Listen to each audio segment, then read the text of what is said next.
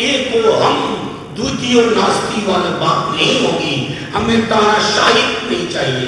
इस देश का दुर्भाग्य है कि देश के प्रधानमंत्री, देश के गृह मंत्री झूठ बोलते हैं।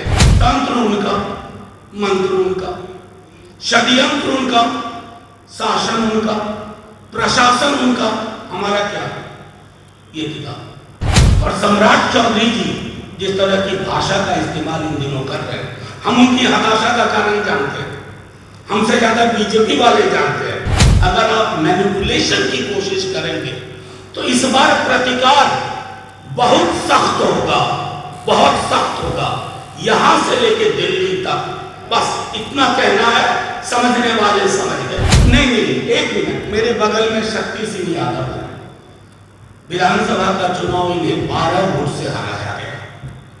आप सब जानते हैं कि ये बात पूरे दिन इनके जीतने की खबर आपके टेलीविजन में चल रही थी पूरे दिन, और मध्य रात्रि को इन्हें हरा दिया गया। ऐसे लोग बैठे हुए हैं, ऐसे लोग हैं इस व्यवस्था में, बस उनको आगाह कर रहे थे।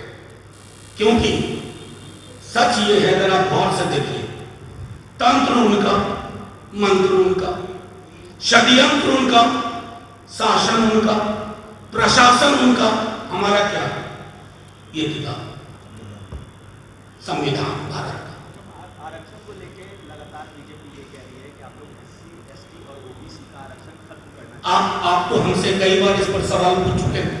आपको मैंने एक दस्तावेज दिखाया था जिसका नाम है मंडल कमीशन। आप लोग प्रधानमंत्री जी से क्यों नहीं पूछते? भाई पढ़ते क्यों नहीं हो? अमित शाह जी से क्यों नहीं पूछते हो? पढ़ते क्यों नहीं हो?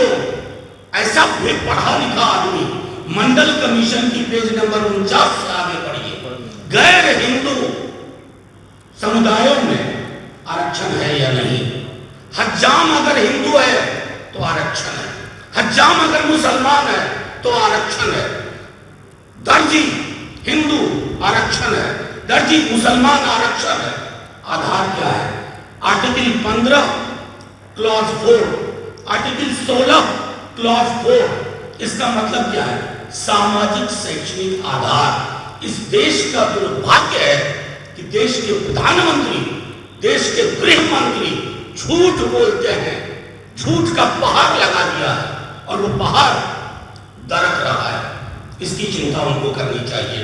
हिंदू मुसलमान, इंडिया पाकिस्तान, मैं बार बार कह रहा हूं कि ये समूह, खास करके ये दो लोग अगर ना करें तो आपके नौबतपुर के पंचायत से चुनाव नहीं जीत सकते। नौबतपुर से नहीं, एक मिनट, आप पत्रकारिता कर रहे हैं, आपने बहुत अच्छा सवाल पूछा, लेकिन कुछ अनुसंधान आप स्वयं भी कर लीजिए।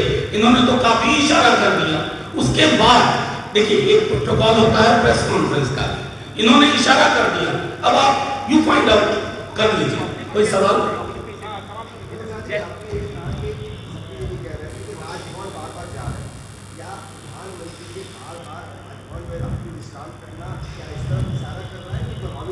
नहीं, देखिए, मैं एक बार साफ तौर पे कहूं, शक्ति जी ने काफी स्पष्टता से कहा, एक अधिकारी का नाम लिया।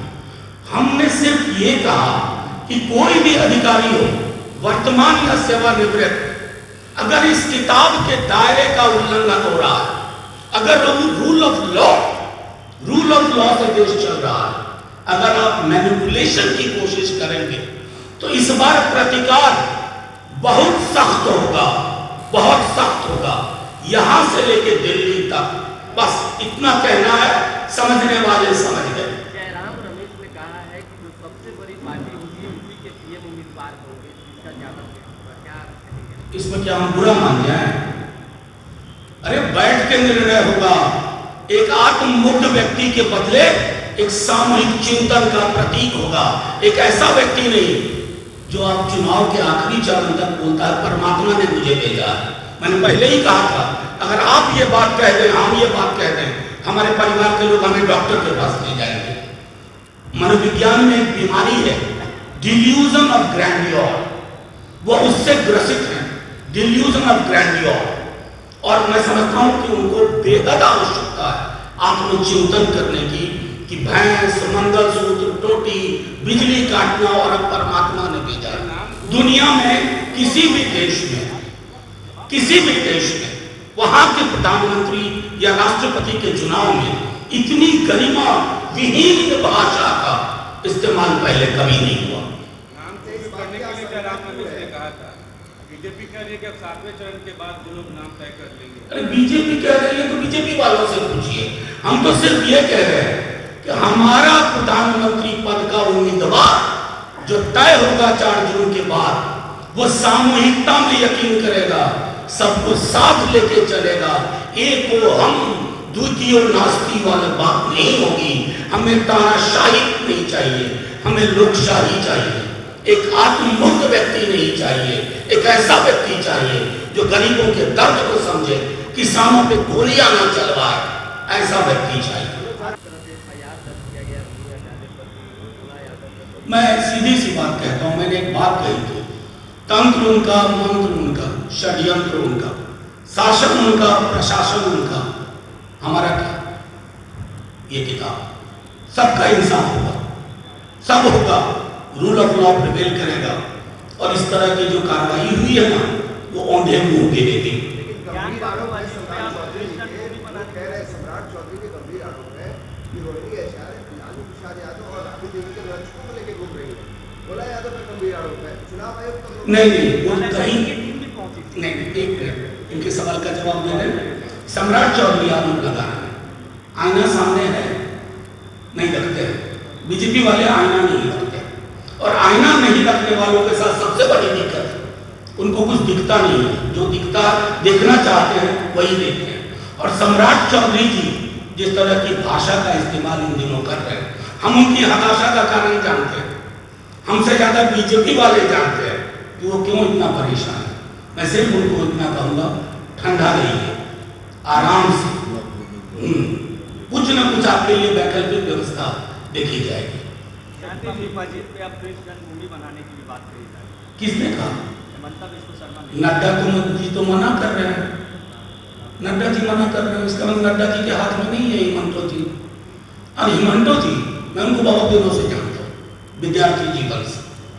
मैं सिर्फ इतना कहना चाहता हूँ कि आपके मुंह से अगर नौकरी की बात निकलती नहीं हिमंतो जी, हम विपक्ष में होने के बावजूद तारीफ करते। आर्थिक न्याय की बात होती, आस्था का प्रश्न मेरा व्यक्तिगत है, राम कृष्ण शिव, कोई बड़ी से बड़ा सा बड़ा मजार, मस्जिद, गुरुद्वारा, वहां भी जो लोग जाते हैं ना, उनको भूख लगती है। उनकी भूख के बारे में बोलिए हिमंता जी। इतनी बेहयाई ना हो राजनीति में कि कुछ भी नजर ना आए। मैं समझता हूँ, अरे एक बार जेपी नड्डा जी से फरियाद है, मैं और क्या कहूँ। आपके यहाँ से इंटरव्यू हुआ था जेपी नड्डा जी,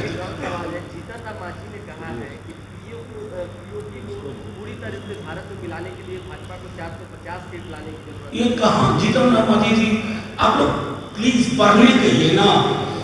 इंदिरा जी के पास 400 सीट नहीं थी, पाकिस्तान के 2 टुकड़े किए, बांग्लादेश बना दिया।